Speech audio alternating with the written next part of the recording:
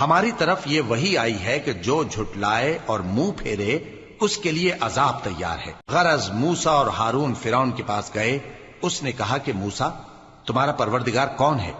کہا کہ ہمارا پروردگار وہ ہے جس نے ہر چیز کو اس کی شکل و صورت بخشی، پھر راہ دکھائی۔ کہا تو پہلی قوموں کا کیا حال ہوا؟ فرمایا کہ ان کا علم میرے پروردگار کو ہے جو کتاب میں لکھا ہوا ہے۔ میرا پروردگار نہ چوکتا ہے نہ بھولتا ہے۔ وہ وہی تو ہے جس نے تم لوگوں کے لیے زمین کو فرش بنایا اور اس میں تمہارے لیے رستے بنا دیے اور آسمان سے پانی برسایا، پھر اس سے مختلف نباتات پیدا کی کہ خود بھی کھاؤ اور اپنے مویشیوں کو بھی چراؤ۔